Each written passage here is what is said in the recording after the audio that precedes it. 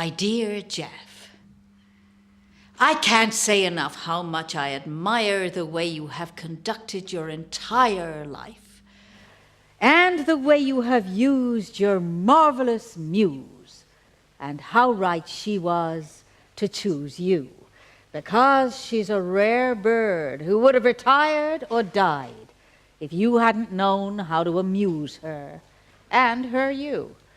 That's one non-bogus marriage made on Parnassus, and true.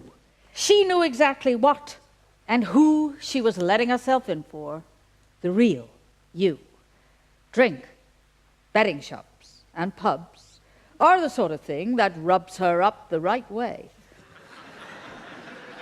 She'll always stay and make you more beautiful and witty every day. This is a loose love ode to one of my friends, who is in my special collection of people who make amends for endless, excruciating, boring hours so often lived when foolishly pursuing stimulation. And none occurs.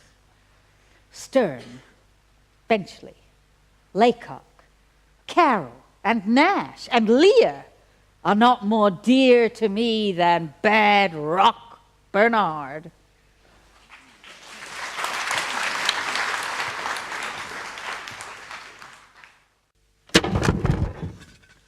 Shit!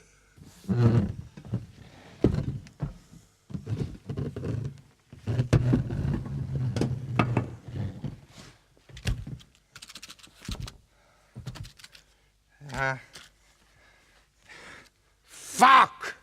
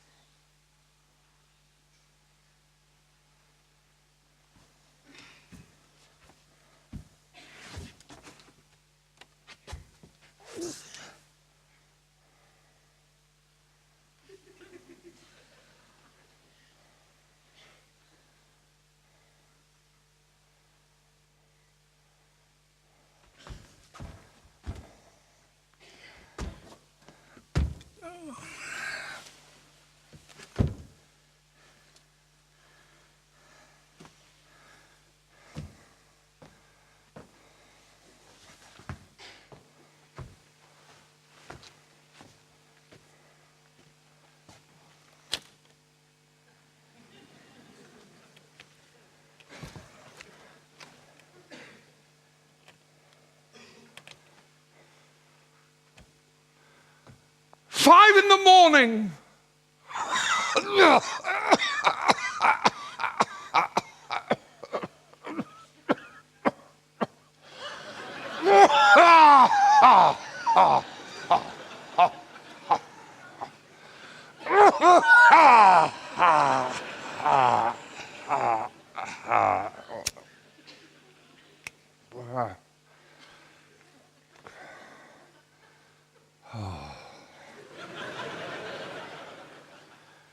Mark you, that's pub time. It's only 10:02, really.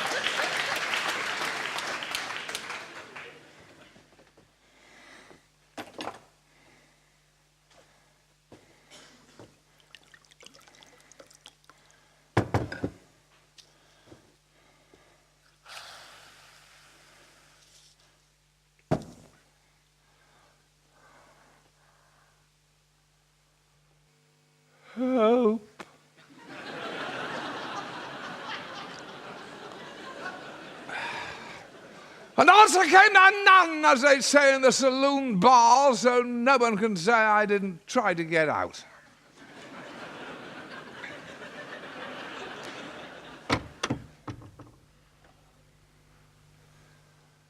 Still, there are worse places to find yourself locked in for the night than a pub, I suppose. I know a bloke who woke up at dawn in the back stalls of a cinema in Dover. All he could remember was a poster for high noon in the foyer and the fact that he'd got married at 12 o'clock the previous day in the Marylebone Road Registry Office. He's divorced now, he can't even bring his ex-wife's name to mind, but he does remain a very great fan of Gary Cooper.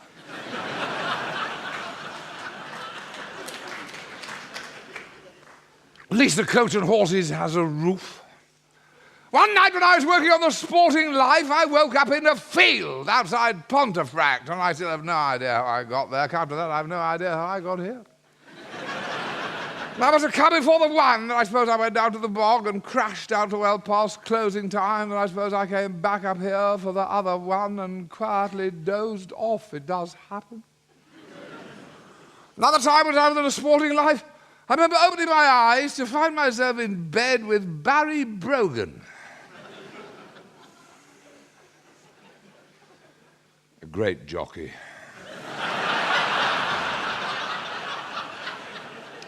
But not my idea of a desirable bed companion. Then on yet another occasion, I wasn't on the Sporting Life any longer. Dear Mr. Bernard, it will come as no surprise to you that following your unpardonable exhibition at the Point-to-Point dinner, which you attended as a representative of the Sporting Life on Friday evening, it is no longer possible for you to continue in our employ. Oh, God, I was supposed to be making a speech, something I'd never done before. I was so nervous, I went down to the Sporting Life office at crack of dawn to work on it. Smithfield Market was open, and I thought if I had a couple of drinks to get me going, I'd probably write rather a good one. This was not, you will agree, the first time your behaviour has compromised us.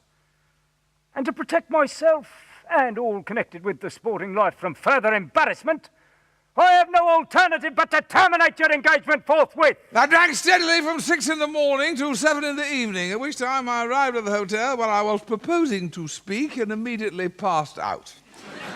2 waiters had to carry me upstairs and put me to bed. I am sorry this has become necessary, but you will agree. You were given every chance. I would be obliged if you would return to me your metal press badge at your earliest convenience. Yours faithfully, Editor, Sporting Life. From the Geoffrey Bernard collection of letters from the editor. Some people are in the habit of writing angry letters to the press. I get it the other way round. The press is in the habit of writing angry letters to me. Dear Geoffrey, are you going to do the fucking article or aren't you? Yours, Miles Kington, literary editor, Punch. One day I was asked to write my autobiography, and I put a letter in the Spectator asking if anyone could tell me what I was doing between 1960 and 1974. Dear Mr. Bernard, I read with interest your letter asking for information as to your behaviour and whereabouts between the years 1960 to 1974. On a certain evening in September 1969, you rang my mother to inform her that you were going to murder her only son. If you would like further information, I can put you in touch with many people who have enjoyed similar bizarre experiences in your company. Yours sincerely, Michael J. Malloy, Editor, Daily Mirror.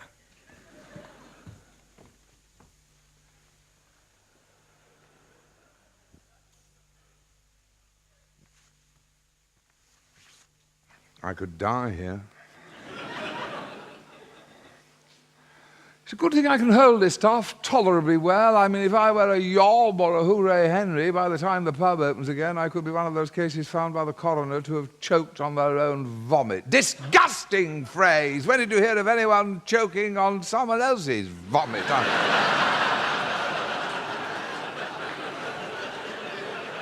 I'm putting these on the slate, by the way. I don't approve of freeloading.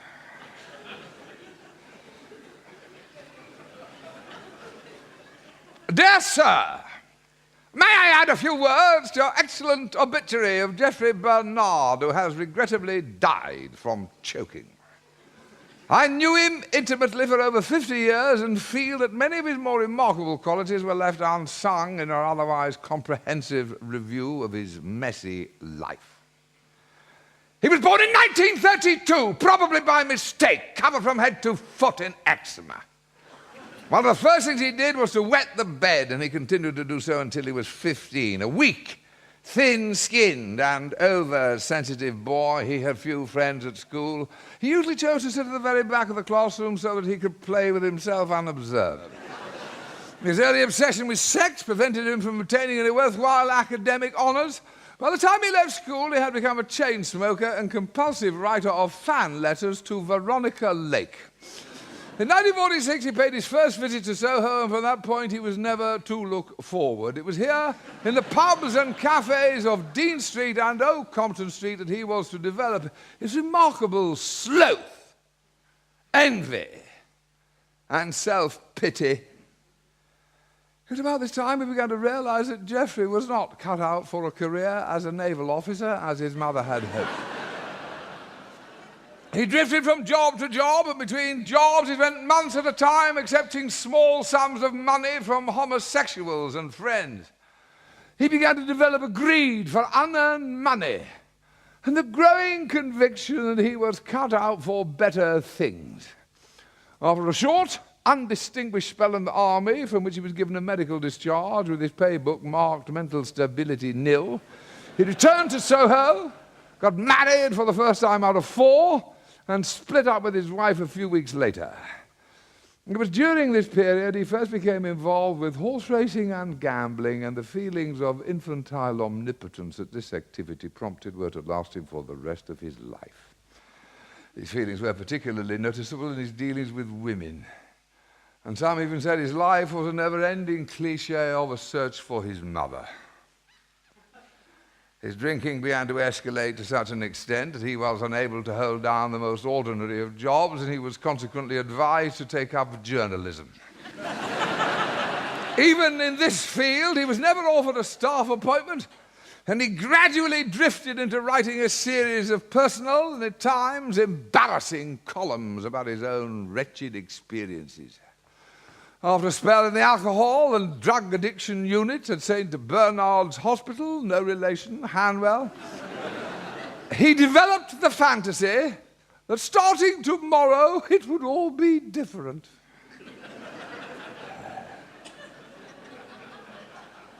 My last memory of Bernard is of seeing him staring at his typewriter and fighting yet another battle against his chronic amnesia.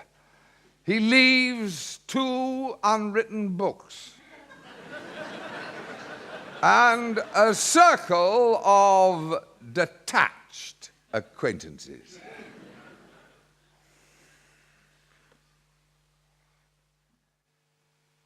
Did you know, by the way, there's a bloke in America who sells talking tombstones? Before someone pegs out, as it might be a wife, they record a message on tape. Then when the husband turns up to put a jar of dandelions on her grave on Sunday, he presses a button and lo, it's the same old story all over again. So there you are. I'm amazed you managed to tear yourself away from the pub. Your dinner's in the oven. You're drunk again, aren't you? You make me sick. Honestly, I thought you'd change and settle down. Don't you ever think of the future? Christ, this headache's killing me. And stop staring at that woman in the next grave.